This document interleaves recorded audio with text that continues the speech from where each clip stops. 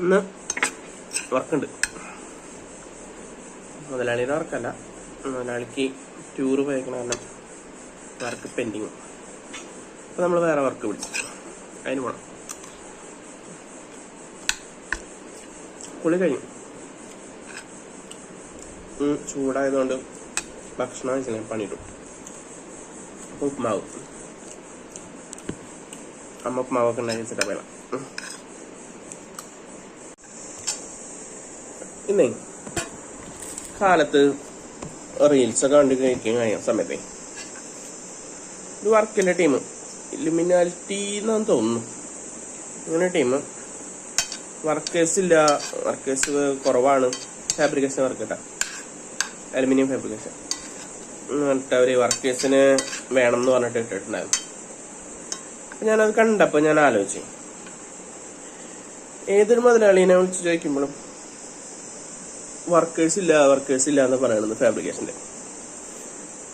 എന്തുകൊണ്ടാണ് ഈ ഫാബ്രിക്കേഷന് മാത്രം ഇത്ര വർക്കേഴ്സിന് പ്രശ്നം വന്നതെന്ന് ഞാൻ ആലോചിക്കുന്നത്.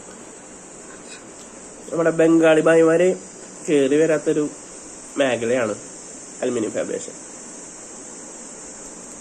പിന്നെ അതിനായിട്ട് എക്സ്പീരിയൻസ് എന്ന് പറയുമ്പോൾ ഞാനിപ്പോൾ ഒരു 19 കൊല്ലത്തോളൊക്കെ ആയി. അപ്പം അതുപോലെ തന്നെ ഇത്രയും എക്സ്പീരിയൻസ് ഒക്കെ ആയിട്ട് വരുമ്പോഴേക്കും അതുകൊണ്ടായിരിക്കാം ആരും നിൽക്കാത്തത്. പിന്നെ ഇപ്പോഴത്തെ സാഹചര്യത്തിൽ ഇപ്പോഴത്തെ പിള്ളേർ എന്ന് പറഞ്ഞിട്ടുണ്ടെങ്കിൽ പണി പഠിക്കാൻ ആഗ്രഹം ഉണ്ടെങ്കിൽ പോലും അവർക്ക് പൈസ, അതാണ് അവർ മുൻതൂക്കം നോക്കുന്നത്.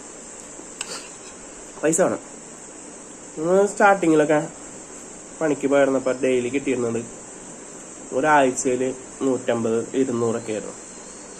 പിന്നെ അതൊക്കെ ഇങ്ങനെ മാറി ഡെയിലി 100-150 അങ്ങനെയൊക്കെ ആയിട്ടാണ് നമുക്കിപ്പോൾ ഒരു ആവറേജ് 1000-ന്റെ മുകളിൽ കിട്ടി തുടങ്ങിയത്. എല്ലാവർക്കും പഠിച്ചിട്ടുണ്ട്. അത് 19 വർഷം കേട്ടോ.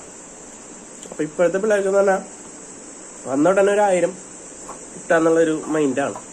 അതുകൊണ്ട് തന്നെ ആയിരിക്കാം ഫാബ്രിക്കേഷന്റെ മേഖലയിൽ പിള്ളേരൊന്നും നിന്ന് പോവാത്തത്.